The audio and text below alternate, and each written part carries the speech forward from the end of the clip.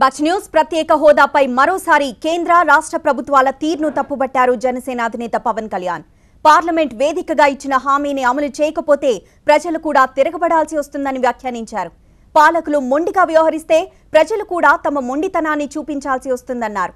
యథా రాజా తథా ప్రజ అన్నట్లుగానే ప్రజలు తాము ఎన్నుకున్న నేతల్నే ఫాలో అవుతారని చెప్పారు. ప్రజా ప్రతినిధులు తామిచ్చిన హామీలను మర్చినప్పుడు ప్రజలు కూడా చట్టాలను పట్టించుకోరని వ్యాఖ్యానించారు పవన్ కళ్యాణ్. వాళ్ళు మొండికెత్తేసారు కదండి. వాళ్ళు మొండికెత్తిన వాళ్ళతో నేనేం మాట్లాడాను. మొండి వాళ్ళు రాజు కంటే బలవంతులు అంటారు కదా. మొండికెత్తి వాళ్ళు మేము రాజుల కంటే బలవంతులు అని చెప్పినప్పుడు మరి ప్రజల తాలూకు మొండితనం చూపించాల్సి వస్తుంది. అంతే.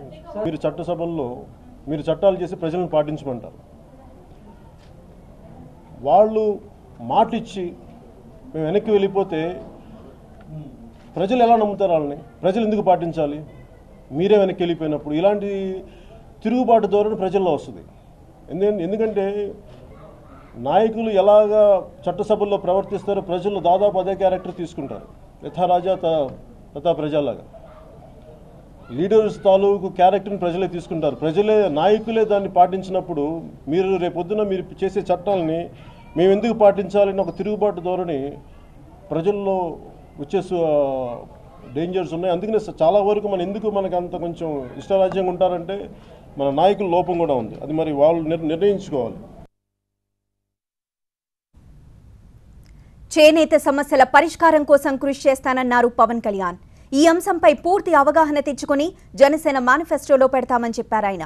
చేనేత కార్మికులు కలిసిన సందర్భంగా వారానికి ఒక రోజున చేనేత వస్త్రాలనే వేసుకుంటానన్నారు జనసేనాని.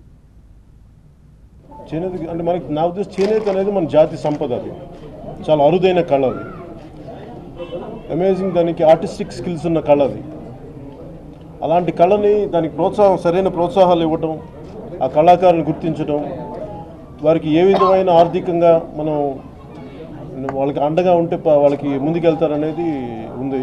కాకపోతే అదేంటంటే ఇప్పుడు ఈ క్షణం నేను చెప్పడానికి రేపు పొద్దున మేనిఫెస్టోలో అది ఎలా మాట్లాడతాము దాని మీద ఒక కమిటీ లాంటిది వేసి వారి సహాయ సహకారాలు తీసుకొని ఏమేమి ఉండాలి, ఎలా ఉంటే వాళ్ళకి బాగుంటుందని వాళ్ళ సలహాలు తీసుకొని రేపు పొద్దున జనసేన పార్టీ మేనిఫెస్టో ఉంటుంది. నాకు చాలా పరిమితమైన అవగాహన ఉంది చేనేత మీద. అంటే నాకు చెయ్యాలని మనసు ఉంది కానీ నాకు చాలా పరిమితమైన అవగాహన ఉంది. దానికి ఆ సంబంధిత వారికి సహాయ సహకారం అందిస్తున్న చాలామంది వ్యక్తులు ఉన్నారు. వాళ్ళందరితో కూర్చొని అలాంటి ఎన్జిఓస్ కానీ లేదంటే అలాంటి అనుభవజ్ఞులతో మాట్లాడి మీరన్నా ఏమైతే మాట్లాడారో ఆ పోటీ పరంగా స్కిల్స్ డెవలప్ చేసి మార్కెటింగ్ ఒకసారి ఒకళ్ళకి చాలా అమేజింగ్ స్కిల్స్ ఉన్నాయి కానీ దాన్ని ఎలా ముందుకు తీసుకెళ్లాలో తెలియదు.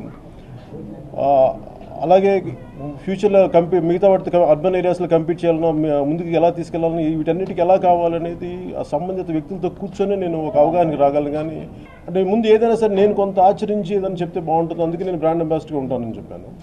ఇది కద్దరు అని నాకు తెలియదు ఎట్లా.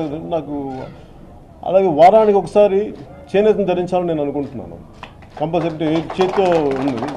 అంటే రుణమాఫీలు చేయాలని ప్రభుత్వాలకున్నా ఎంతవరకు చేయగలరు అనేది మనం చాలా రకాల రుణమాఫీలు అనౌన్స్ చేశారు అన్ని ప్రభుత్వాలు, తెలంగాణలో కానీ ఇటు ఆంధ్రప్రదేశ్లో కానీ.